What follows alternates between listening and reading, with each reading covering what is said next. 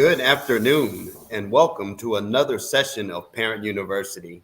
I'm Marlon Kuzan, the community liaison, and I'm proud to put together a series of virtual sessions temporarily until we can move beyond COVID. And my aim is to get back to some face to face sessions when we return for the fall semester. Tonight, I am pleased to have a presentation prepared for you that is entitled Teen Driver Safety and Safety Tips for the Summer. Our guest presenter is Crystal Pichon. Let me tell you little bit about her. First and foremost, we're both from the same hometown, Slidell, Louisiana. She's a lifelong resident of Louisiana. Like I said, born in Slidell. She's a graduate of Southeastern Louisiana University with a bachelor's degree in kinesiology, health education, and promotion. Holds a Master of Nonprofit Administration from LSU Shreveport and serves as the CEO of The Safety Place. Her organization is a child safety nonprofit organization dedicated to serving the community through safety education. The goal of the organization is to save and improve the lives of kids ages 0 through 18 by empowering youth and caregivers through awareness of injury risk and prevention. Ms. Pichon has been involved in nonprofit leadership, safety and injury prevention for 15 and a half years, and her inspiration comes from the children she sees and hears each day. In addition to leading her own nonprofit, she serves on other nonprofit boards and enjoys partnering with other nonprofits to love and serve our community bigger and better. When Crystal is not officially working, she can be found biking, roller skating, enjoying the beach, talking about the beach, and planning to go to the beach. She's forever HGTVing around the house and food networking on Sundays. It is my pleasure to present to you Crystal Pichon, CEO of The Safety Place. Audience, I will let you know that we will have opportunities for you to provide some comments as this presentation will be interactive, and Ms. Pichon will pause and provide some opportunities for you to reply via the chat room. Ladies and gentlemen, Crystal Pichon. Good evening, everyone. Thank you so much for joining us. I find now recently that not only are the kids excited to get out of school, but I've noticed the parents celebrating a lot to get the kids out of school too, because it almost feels like when they're in school, you're in school too. So happy summer, upcoming summer, and hopefully some of the information that you learn here today can be used to help keep your kids safe throughout the summer and into the following school year and beyond. So let's go ahead on and get started. So I'm not sure of the age group of everybody's children who are in the presentation today, but rather the information can be used now or later. It's all still important. Or if you can learn some information that you can share with a family member, community member, or friend to help keep their kids safe. Each one teach one. That's how we create a healthier and safer community all around. So first, just in case you didn't know, that the leading cause of death in the United States over anything is unintentional injuries. So those injuries like car crashes, drownings, falls, head injuries, bike injuries, those kinds of things are going to be your number one cause of death. As terrible as all of the other causes of death can be, rather it be cancer, heart disease, suicide is on the rise, unfortunately. Pneumonia, HIV, all the terrible things that we hear about that are plaguing our communities. Unintentional injuries are the number one cause of death between the ages of 1 to 44. So that's from baby all the way well into adulthood. And what's sad about this is that those unintentional injuries can be prevented. So sometimes we just don't have any control over who gets cancer or who has heart disease or who has diabetes. But these unintentional injuries can be prevented with a little bit of care, some safety education, and putting in those safety rules and barriers to help prevent those injuries. So if we take it a step further and we look at what kind of injuries are plaguing our community, hurting our kids, For the sake of this age group, we're going to pay attention to the red arrows, which are your unintentional motor vehicle crashes. So from ages 15 to 24, the number one cause of death are car crashes. And then even ages 5 to 9, if you have kids who are younger, those are not going to be your drivers. Those are going to be your kids who are riding in the car, who are passengers. Are they supposed to be in the back seat or the front seat? Ages 5 to 9, they all legally have to be in the back seat. Are they wearing seatbelts, or are they sitting in car seats or booster seats? That's the age group of the 5 to 9. So for the sake of today, we're focused on motor vehicle crashes, and all of the lighter blue boxes are going to be your motor vehicle crashes. So motor vehicle crashes is a problem for ages 5 to 9, 15 to 24. Those are number one. But if you drop down to number 2, you'll notice that ages 1 to 4 are at risk, 10 to 14 are at risk, and ages 25 all the way until end of life are at risk for motor vehicle crashes. That's going to be your number one. That's over homicides, suicides, suffocations, drownings, and things like that. Motor vehicle crashes. And if you're ever wondering why we continue to pay inflated insurance rates, it's going to be because of the risk. So when you get your annual statement in from your vehicle insurance company and you see an increase and you say, I'm a good driver, why do my insurance rates continue to go up? Why is it so expensive for me to get insurance for my teenager? It's because motor vehicle crashes are the number one cause of death. I understand that I'm a good driver and that you're a good driver, but as a whole, we are poor drivers. So you're a good driver. What the next driver does matters and is into how much you pay in your annual insurance. So it is our business how other people drive, because I know a lot of times people like to say we need to, mind the business that pays us. But in this case, the way you drive and the way your neighbors drives affects our insurance rates as a state. So it does matter. So spreading those traffic safety messages, telling people not to text and drive, to get off their phones, to slow down, to not drink and drive. Not only does that protect you and your family while you're on the road, but it also protects your pocketbook in the form of insurance. Not only does it matter with insurance for vehicle insurance, it matters in our medical insurance rates as well.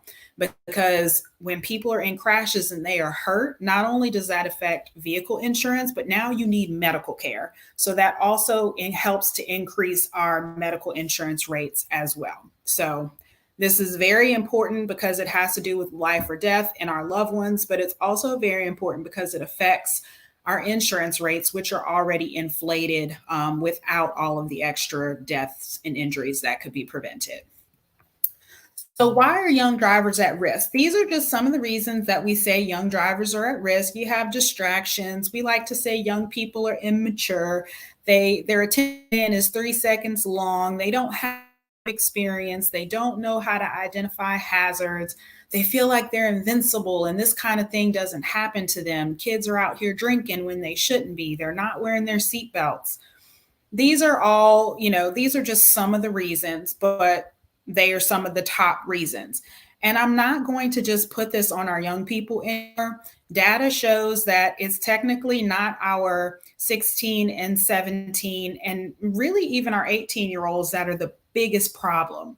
It's our 19, 24-year-olds. So just before they get that little taste of freedom to go off to college to 24 years old, that's where we're seeing our problems with these crashes. So when you're looking at what people are doing, distractions, rather it be texting, rather it be talking on the phone, rather it be using social media, rather it be you trying to figure out where your GPS is taking you.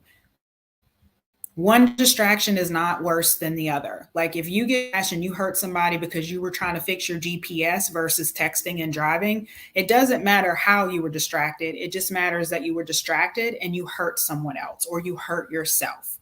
So we need to think about it in that kind of way instead of saying, well, he got in wreck because he was texting, but this one was so much worse because he got in a wreck because he was drinking and driving.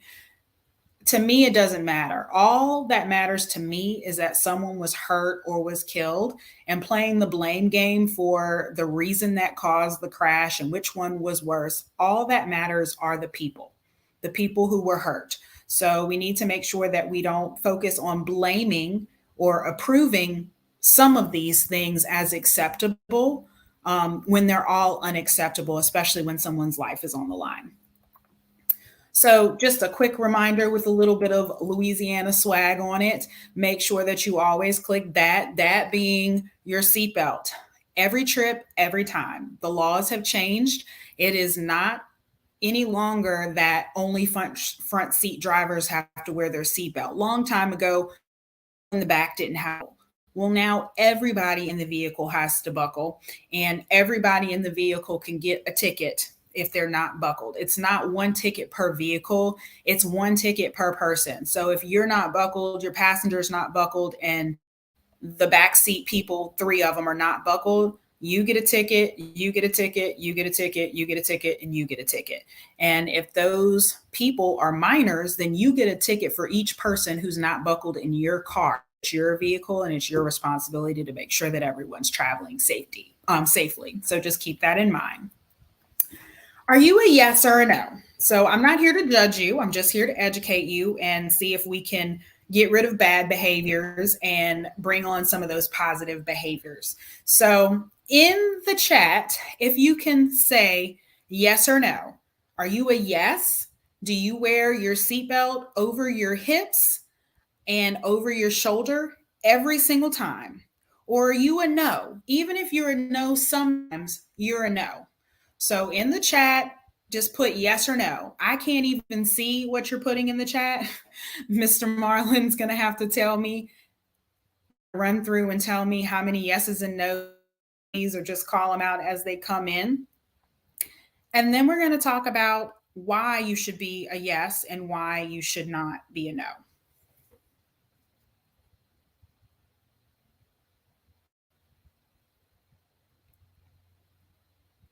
So just take a moment just to pop in some yeses and nos.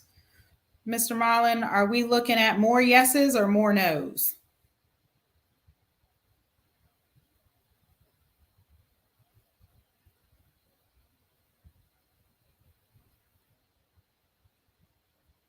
I'm not seeing any responses at this time. That's okay. A lot of people are afraid to sometimes put in, especially if they're a no, and give their reasons for being a no. But a seatbelt was designed with a lap and a shoulder belt for a reason. So a long time ago, we used to have the old school vehicles that just had the lap belt portion. Well, people were still getting hurt, and we couldn't figure out why they were getting hurt because they were wearing their safety belts. So why are people still getting hurt? And then they realized that the lap belt didn't offer any upper body protection, and it allowed the upper part of the body to move too far forward, which would cause a lot of different injuries than were expected. We were getting those neck and head injuries. We were getting what we call seatbelt syndrome. So injuries to the center of your body where all of your internal organs are. So they said, okay, well, let's take the lap belt and add a shoulder belt portion to it to make it safer. And then came the lap and shoulder belt. So it does what it says. The lap belt should be over your lap, and the shoulder belt should be over your shoulder, not under your arm and not behind your back. It's not an armpit belt. It's not a back belt. It's a shoulder belt. So it is titled what it's designed to do. When you tuck your seatbelt underneath your arm or behind your back, you are removing that upper body protection that is needed to help keep you safe when you're in the car if you're involved in a crash. So this video is going to give you just imagery of what a person looks like when they are protected by a lap and shoulder belt, and what a person looks like when they are attached with just the lap belt because they have put the shoulder belt underneath their arm or behind their back. Pay attention to how much further forward the bottom person moves than the top person. Now, could the top person still receive some injuries? Yes. But are they going to be as bad as our bottom person? No. So even though there are no 100% in life and we can't guarantee 100% protection, 100% no injuries, we can lessen the chance of us getting those injuries. And one more time for the road, I would much rather be this top person and have a stiff neck than to be the bottom person and have head, neck, spine, center injuries from the seatbelt pulling on the center of the abdomen from not having the shoulder belt. We should all much rather be the top person or to be the person that's not involved in a wreck at all. When one vehicle collides with another vehicle or object, the damages go far beyond bent metal and broken headlights. There are actually 3 stages of a typical collision. Each stage is unique and occurs quickly. The higher the speed, the more severe the outcome. The vehicle itself is the first to take the impact of a collision. Coming to an abrupt stop, the vehicle buckles and bends. This all happens in about 1/10 of a second. Following the vehicle crash is the human crash. The occupants hit some part of the vehicle, hopefully the safety belt and airbags. If the occupants are not wearing safety belts, they will continue traveling at the same speed as the vehicle was traveling, slamming into the dashboard, windshield, or some other part of the vehicle's interior. They may even collide with other passengers. When the occupant's body has come to an apparent stop, the internal organs are still moving, hitting other organs or bones in the body. This internal crash, though silent and not visible to the naked eye, can cause fatal injuries. Statistically, it's highly likely that you will be involved in several collisions during your lifetime. If you're lucky, the only damage sustained will be to your vehicle. Remember, a preventable collision is a collision in which the driver fails to do everything reasonable to avoid it. Okay, so this vehicle lets you know that with every one crash, there are 3 crashes that take place. Number 1 is going to be your vehicle. Your vehicle has hit something. Number 2 is going to be your human crash. The human hits something. And if you're wearing your seatbelt, you should be hitting your seatbelt. You should not be hitting the steering column. You should not be hitting the windshield. You should not be hitting the pavement. The human collision should be the human body hitting the seatbelt. And the third collision after vehicle and human is going to be your internal collision. This is the one that's hard to see. So when we do all of this movement that would happen in a crash, your organs shift inside your body. Those can't be seen all the time. They can't even be felt immediately all the time.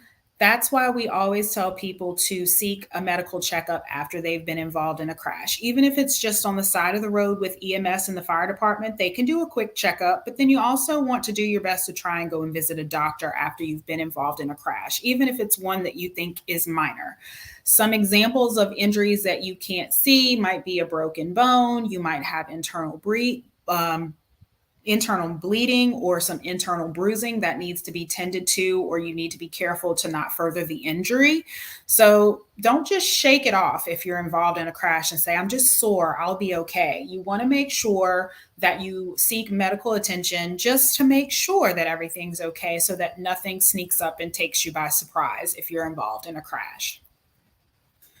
There are 3 different kinds of distractions, just like there are 3 different kinds of crashes. It's going to be a visual distraction, a mental distraction, and a manual distraction. A visual distraction is when you take your eyes off of the road.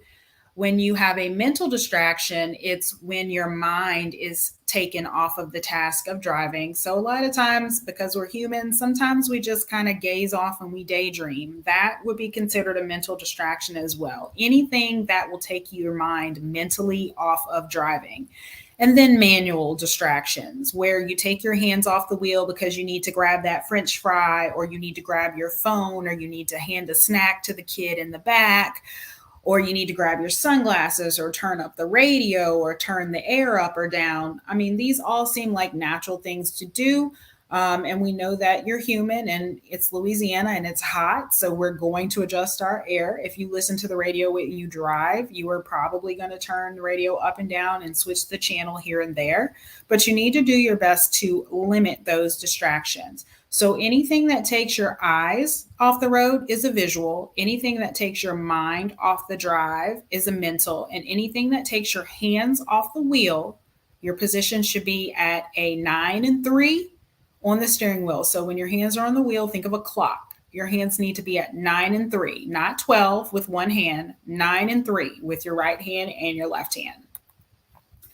So now that we know that there are 3 different kinds of distractions, there are a ton of sub distractions that would fall underneath those 3 categories. So this slide just kind of shows you different kinds of sub distractions that may happen while you're in a car, and then tell you what kind of distraction it is. So not all distractions are created equally, but they all pose risk for a crash or death or injury. So if you look at being lost in thought, like if you kind of forget where you're going and you kind of lose yourself for a second, that's a mental distraction. You may not have ever taken your hands off the road. You may not have ever taken your eyes off the road, but your mind just kind of wandered. If you compare lost in thought to the distraction of a cell phone, where a cell phone is a manual distraction because you take your hands off the wheel, it's a mental distraction because you have to process the social media, text message, or phone call, or a visual distraction because you have to take your eyes off the road to look at your phone. You would think that cell phones are more dangerous than being lost in thought. And it may or may not be, depending on the time and the situation at hand, but both of them are risky. Both of them could hurt or kill someone. So it just is important for us to make sure that we know no matter the distraction, there are risks that come with them. Eating and drinking. We are a society that is on the go all the time. So it is not any thought that you would have a bag of Chick-fil-A or Cane's or Burger King or McDonald's or whatever it is that you're eating, and you're handing out fries to the kids in the back seat because you got to get from school to practice, and then you got to get home to do the homework. So we are very much on the go. But you have to understand the risk with trying to do this multitasking. Would dishing out that food be worth it if while you were trying to hand them something, you ran into somebody and your whole family ended up in the hospital? To me, the French fries could have waited until we got to where we were going. We could have took 5 minutes to scarf something down. In the grand scheme of things, after being involved in a wreck, and you ask yourself, was it worth it? The answer is always going to be no. Always going to be no. I've not had anybody say, after being involved in that wreck, I sat and thought about it, and, it was, that phone call was worth it, or that food was worth it, or that text message, that message had to be sent. Nobody says that. So you just have to make sure that you are weighing the risk, and your family's well-being and safety is more important than any burger, chicken, cell phone call or text message, radio station, or anything else that I can think of that's on this screen or not on this screen. Your family's safety is more important than that. So no distraction is worth it. So you're going to pay attention to this screen. They're going to ask you to specifically focus on the team in white and count how many times the team in white passes the ball. So to yourself, count how many times that team in white passes the ball. That's all you're paying attention to. This is an awareness test. How many passes does the team in white make? Go!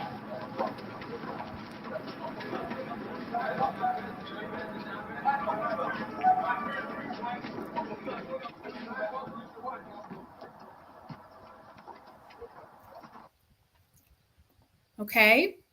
Does anybody want to drop in the chat very quickly how many times they saw the team in white pass the ball? And I am going to continue to play the video.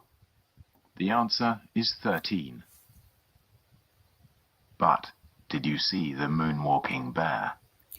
Now you're going to forget the team in white. You're looking for a bear at this time. Can you see a bear anywhere on the screen? Now you need to ask yourself, did you see the bear the first time and why you did not see the bear the first time? So it's easy to miss something that you're not looking for. You were told, this video specifically tells you to look out for cyclists. And because in my bio, you learned that I can be found riding my bike, I appreciate not getting hit by cars. So in this case, the video is telling you to not be distracted and look out for cyclists. But I could be talking about somebody's kid, somebody's dog, a cyclist, a pedestrian, a utility worker on the side of the road, another car. I could be talking about anything. So the question you need to ask yourself is, one, did you count 13 passes in the beginning?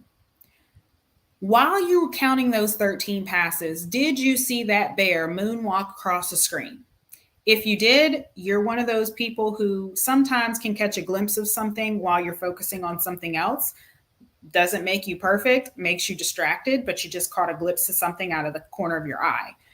Or did you not see the bear? And my question is how do you miss a bear? It's a giant black bear moonwalking across the screen. So if you didn't see it, do you think that if you were distracted, it would be easy for you to miss another car or not see another car, not see a person, not see a child who's run out in the street to catch a ball? Or, we hope that those things don't happen, but kids chase things. They chase things that they want. And sometimes the unthinkable or the unfortunate happens. So just seeing how easy it was for you to be distracted and miss something like a bear while you're sitting here looking at a computer screen, it's so much worse when you're in a car and you don't see something that we really, really wanted you to see. So this video just kind of depicted what it would be like if you're trying to do too many things at one time. You were counting the white team, trying to ignore the black team. There was sirens, people were talking, you didn't see the bear.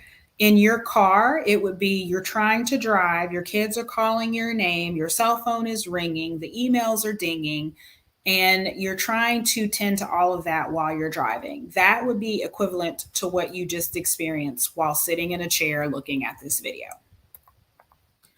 So let's review. We talked about the 3 different types of distractions. We have visual distractions, we have manual distractions, and we have mental distractions.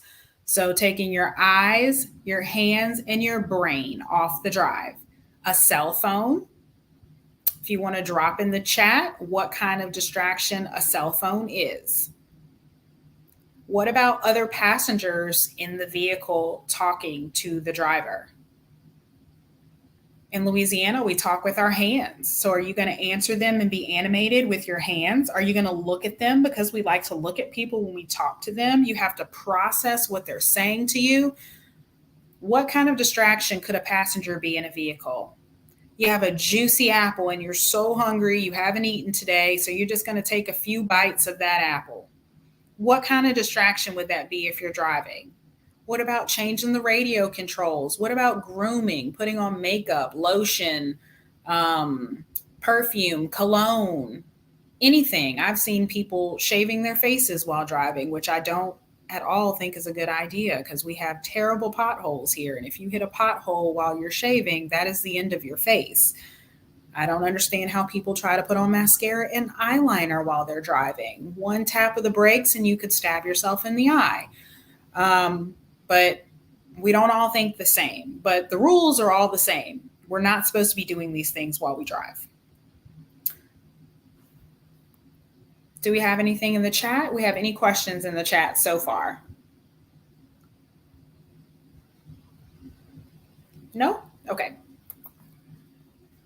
So this video is, it's a lengthy video because it's designed to be in the classroom with the kids, but I'm only going to show you about 3 minutes of it. So just follow along with the video and do what they tell you to do. You're going to be looking for changes that occur and trying to see how attentive you actually are. Because sometimes, we have to get real with ourselves and let ourselves know, I'm not as good as I thought I was. I'm not as focused as I thought I was. And I'm getting distracted and I don't even realize it. This video will help you to realize it. Hello, this is a program about the dangers of distracted driving. I'm sure that most people probably have a pretty good idea what the term distracted driving means. You might hear someone describe distracted driving as texting and driving, reading while driving, eating, painting your nails, or taking a selfie while driving. All of these actions and more can contribute to a crash caused by having your mind, eyes, or hands off driving. Driving safely requires a good deal of attention and focus on the road, scanning and evaluating changing road conditions, and taking actions when necessary to avoid a crash.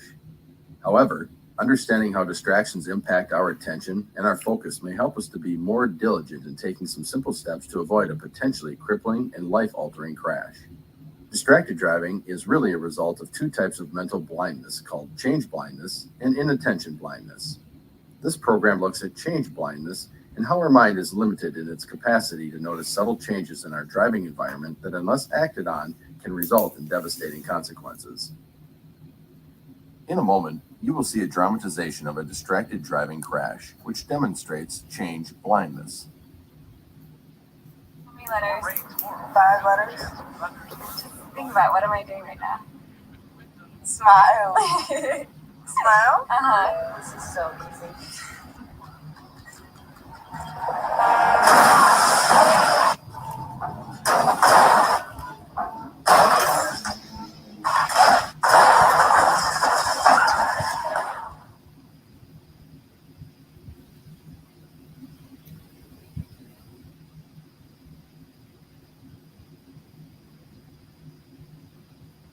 As you watch this video clip, did you notice how the driver shifts her glance between looking at her phone and looking ahead? The driver's inability to see important changes in her driving environment led to a crash. The driver assumes that by looking up every few seconds, she is doing an adequate job of driving safely, but is in effect driving blind before she enters the intersection. Many drivers are great at believing that they are immune to such effects as change blindness. We will now put that belief to the test. You will be a driver in some driving situation. You will see the driving scene, but will be momentarily distracted for about 1 second from that scene. When your glance is back to the driving scene, see if you can identify what's changed. You will have a sheet of each driving scene for you to record what's changed. Beware, not all scenes have changes, so you have to be extra diligent in your observational powers. Let's do an example scene before we begin. See if you can notice the change.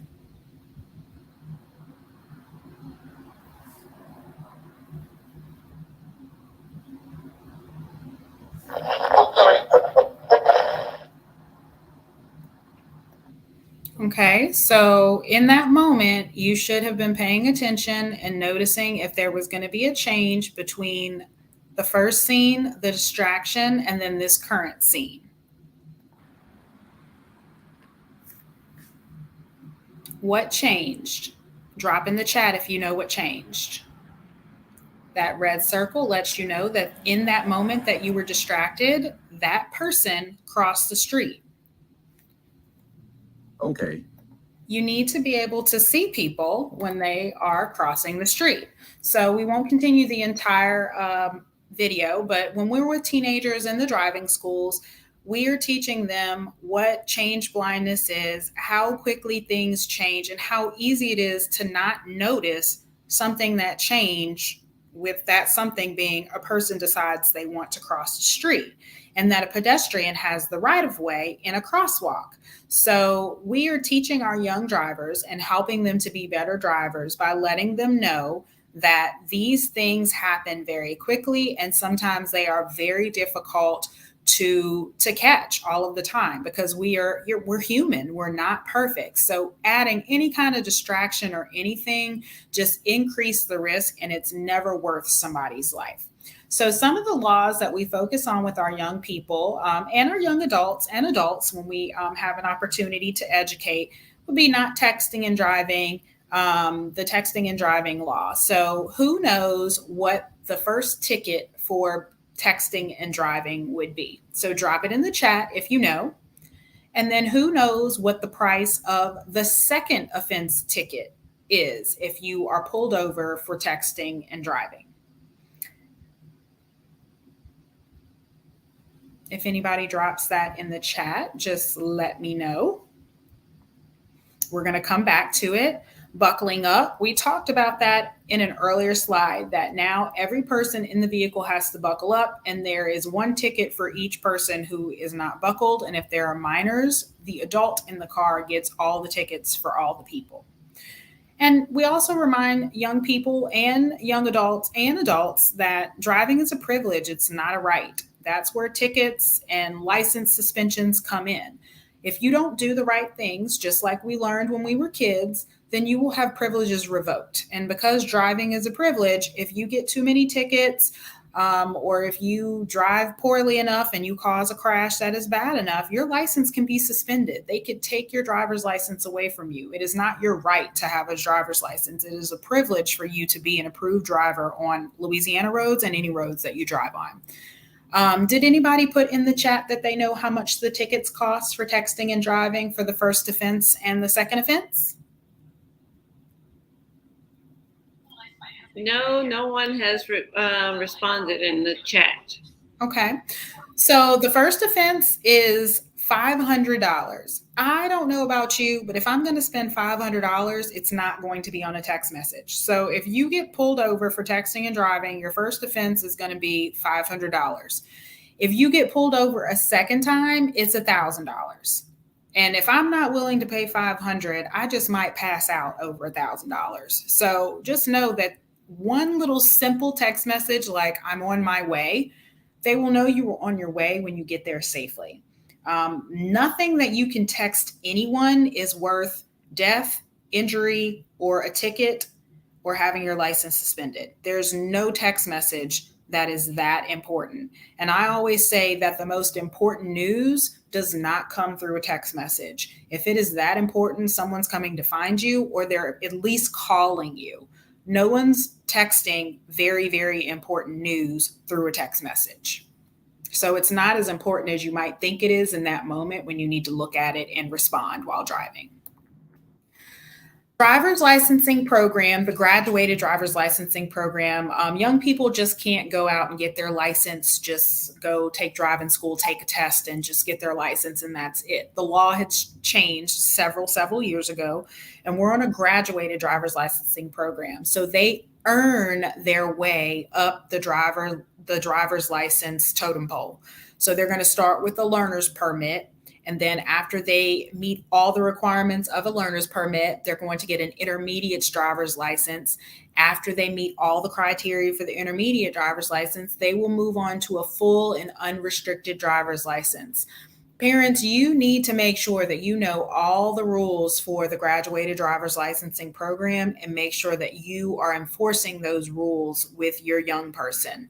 We don't want an injury. We don't want tickets, because police officers will pull kids over. If they have too many people in the car, they will get in trouble. If they are out past the curfew that is designed in the driver's licensing program, they will get in trouble. There are some situations where they can have additional people in the car with them. You need to make sure that you read the specifics, but they may say that the person who is in the car with you has to be an immediate family member, which means that they could ride with their brother or sister in the car or you in the car, but they cannot have friends in the car.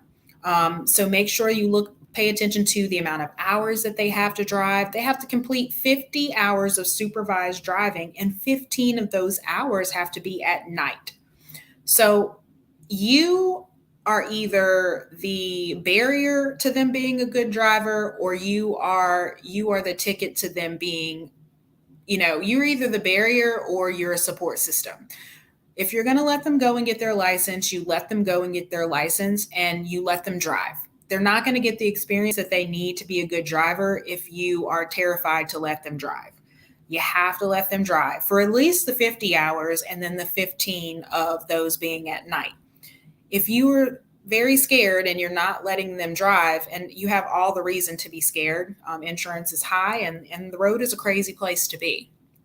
But if you don't give them the practice that they need and then they go off to college unexperienced to drive, you haven't given them the opportunity to be the best and the safest driver that they can be. They would probably be more at risk not getting the practice they need and going off to college and having that freedom than they would be if you supervised them and worked with them and helped them to be safer drivers.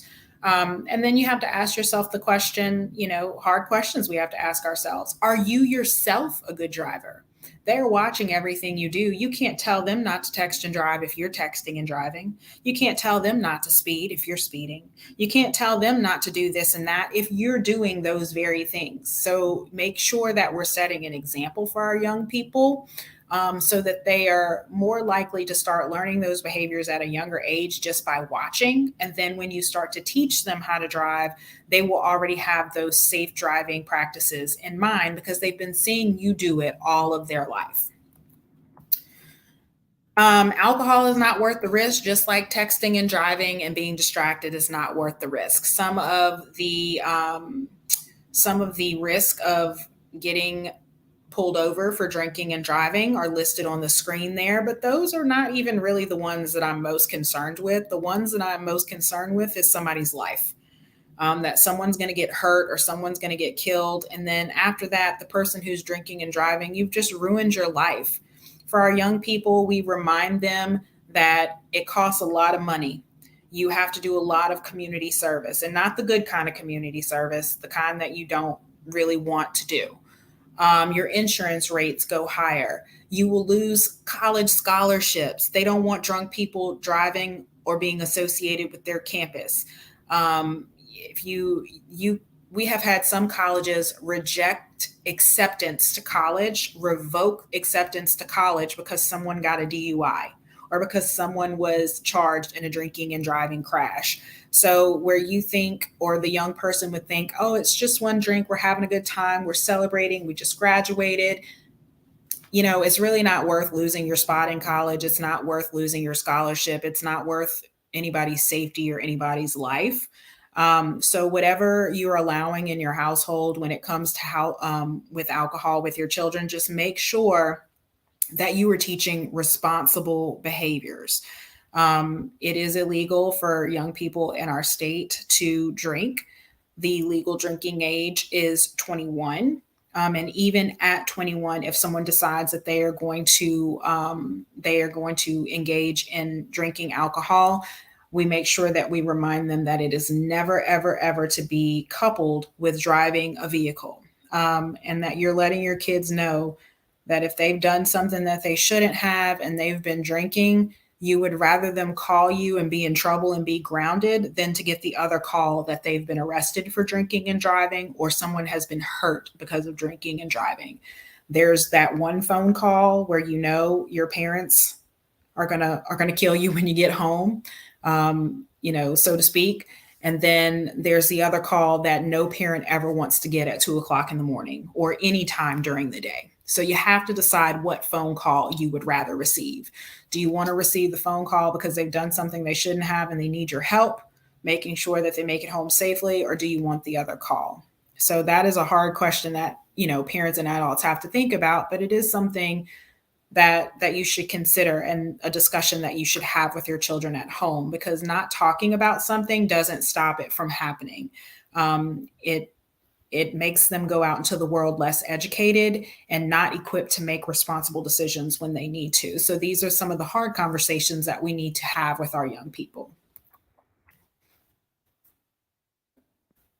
Have you ever wondered why it's such a crime to drive after a few beers? 5 minutes after your first drink, alcohol reaches your brain and starts to interfere with the way cells communicate. First, you lose the ability to assess risks.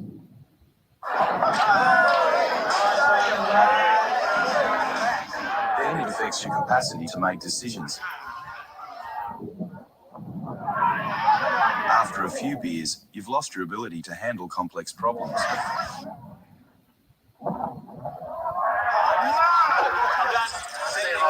This becomes a serious danger when you drive. You can still change gear and steer, But what's missing are those higher skills that handle things like emergencies. Most nights you'll get home, but if something goes wrong, you're gone. So the video says most nights. I don't want people to make it home most nights. I want them to make it home every night. So the question that I'll ask you related to this video is, how long does alcohol take to reach your brain, and when does the intoxication process actually begin? So alcohol takes about 5 minutes to reach your brain, and the intoxication process starts as soon as that alcohol hits your lips. So for you as an adult, for any young adult who is of age, and for young people who we are trying to convince to not drink underage and not drink and drive, the process starts very quickly. And it doesn't matter if people try to label it, oh, I'm not drunk, I'm just buzzed, or I'm not wasted, I've only had a little bit. Those are all slang terms. Those don't mean anything. The only question that someone should be asking is, have you been drinking or not? And if you have been drinking, then you're not driving. It's that simple. It's not up for debate. It's not, how much did I have? How drunk am I? Am I just buzzed? Those are not the questions that we should be asking ourselves when it comes to drinking and driving. It is, have I been drinking? Or have I not been drinking? And if I've been drinking, what arrangements am I making to be responsible so that I don't hurt myself or someone else? We talk to our kids a lot about not drinking and driving, but we are also empowering our young people to never ride with an impaired driver. Hopefully, this does not get them in any trouble with speaking up, but we encourage them to speak up, because someone who respects or cares about this young person's life are not going to sit and drink at a gathering all day and then expect this young person to get in the car and ride home with them. This happens a lot with young people and their parents.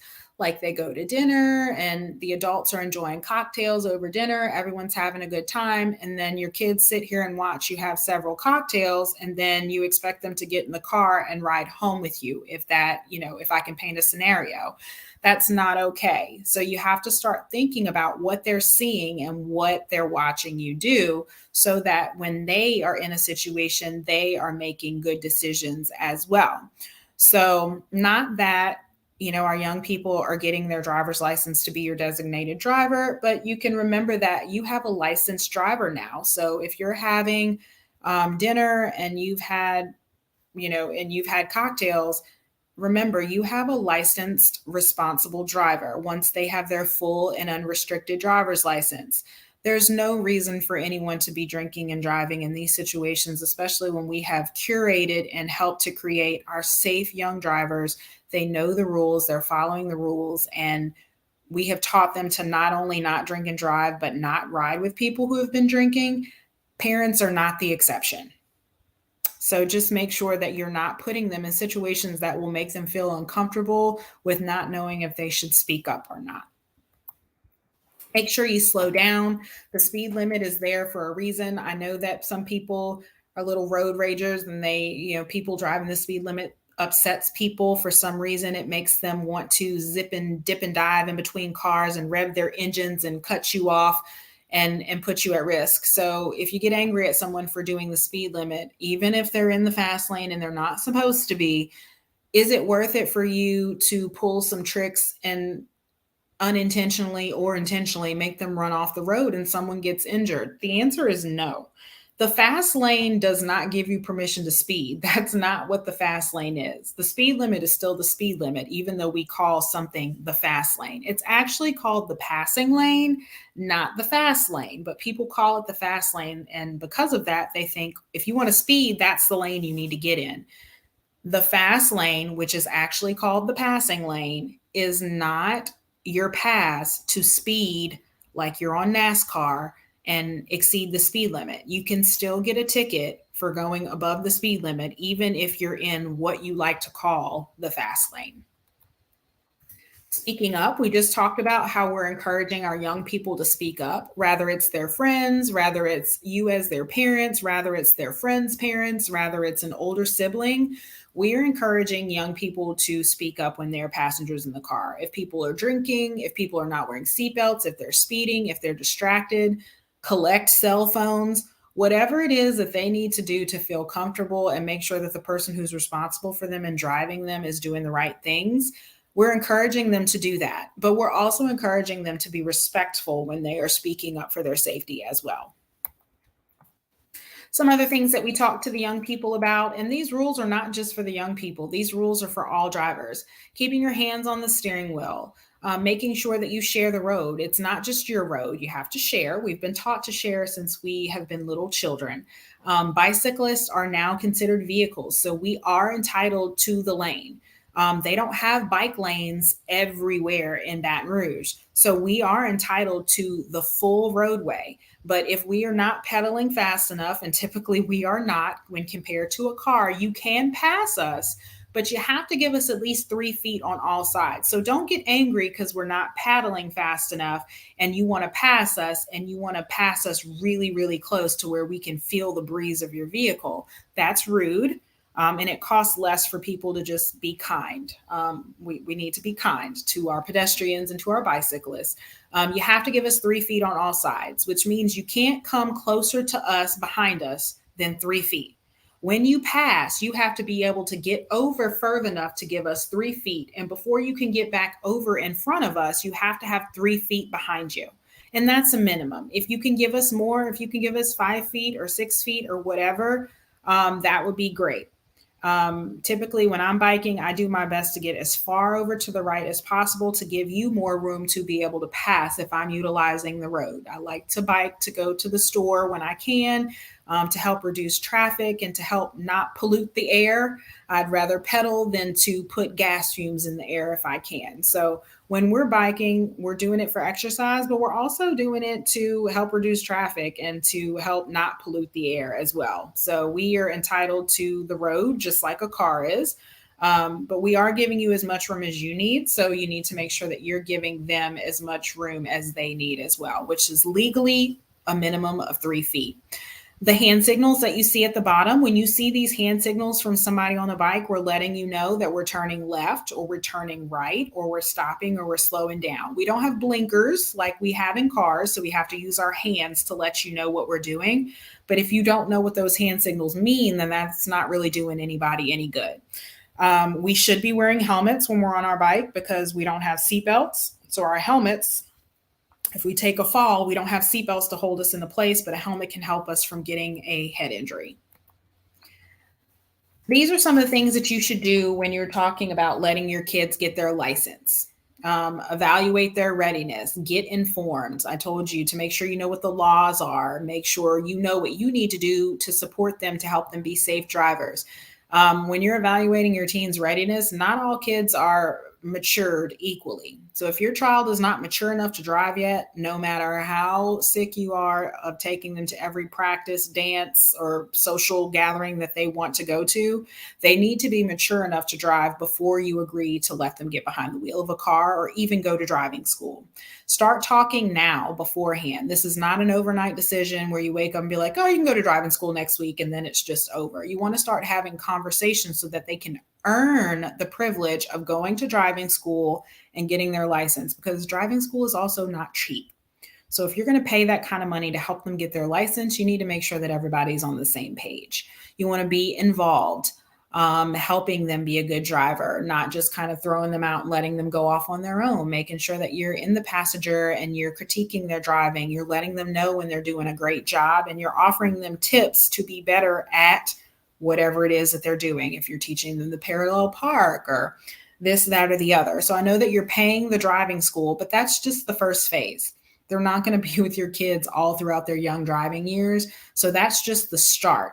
And then after driving school and during driving school, you're the supplement. You are the one who is truly engaging them and helping them to make the change. The driving school is only with them for a week. That's not enough time to change a behavior. They're going to need your help after that. And then just remembering to make sure that you're a good road model and that you're modeling those safe behaviors. So this is just a list of things that you can do. They are always watching. When we say be a good road model, instead of a role model, we like to say road model because we're talking about driving. These are some of the things that you can, just a few things that you can do for them to see you doing the right things and hopefully mimic you in doing those safe things while they're driving. There are teen driving agreements. Almost every insurance company that is going to insure your child and charge you what seems like $1 million for an insurance policy for your young people. I mean, it's not that much, but I've never heard a parent say that insurance for their child when they got their license was cheap. I've never heard anybody say it. I've only ever heard them say how expensive it was. So just make sure that you're creating an agreement with your child. Like, if this, then this. In order for you to do this, you must do this. You cannot do this. You have to make sure that the rules have been laid out and they know what they are. You don't have to make your own driving agreement. There are little agreements that you can get from State Farm or whatever your insurance carrier is, and they list the rules out for you. And there's a place for you to sign, and there's a place for your teenager to sign. And there are things that you can do that are listed in these agreements to help them be better drivers. You don't have to create your own thing. There are people who have created things for you, things that you need to practice with your child, how to be a good teacher when it comes to teaching them how to drive. All those things have been created for you already. And then if you would like to follow along on our social media, we do a lot more than just driver safety. We do a lot of things with water safety, bike safety, safe sleep, car seat safety. So anything that has to do with keeping you and your family safe, the Safety Place is definitely the place that we want you to turn to. We offer a lot of programs, services, and resources, and we hope that you will take advantage of them and that we will see you long into the future with your family. And that's all I have for today. And if anybody has any questions, they can drop them in the chat. We are 5 minutes shy of the end time. Hi, Crystal. Excuse me. Fantastic job. I'm going to tell you what, I think every prospective teen driver should have to watch this presentation with their parents. This is amazing. I wish I had the opportunity to watch this with my son several years back when he first started driving. We did have a couple of comments that came through the box back through midway through the presentation. I was very engaged as well with the basketball players trying to count the number of passes. Miss Amparo Torralbas, she did make a comment. She did count to 13. However, she said, I did not see the moonwalking bear the first time. And guess what? I did not either. So we were so focused on trying to count the number of passes that were transpiring between the guys in the white uniforms, we missed this whole big 6-foot bear that moonwalked across the scene. So that was a good way to show how easy it is to be distracted when you're driving. Fantastic presentation. Oh, thank you so much. Now, don't feel bad. I like to say that any opportunity to learn and do better moving forward, that's a win for me. We're human. We're not perfect. So now you know how easy it is to become distracted while you're driving, and you should be able to catch yourself now. So now you'll be like, oh, Crystal said, you know, I will remember this. I definitely will remember. Crystal said, turn your AC on the level that you want it to leave it on. If you listen to your radio, pick a station and let it ride. Don't go trying to change every knob in your car after you're driving. Get everything set up before you pull off. That's a good way to help limit those distractions that would just seem normal. You know, it's hot. It's normal that we're going to change our air. I was guilty in a few categories. I was sitting here just shaking my head. It's like, you got to do better. I'm not judging, just educating. So but anything no, that we can thanks do for to be bringing better. it to our attention. Really, it's good getting it from someone else's perspective sometimes. And you did a great job of conveying that this evening.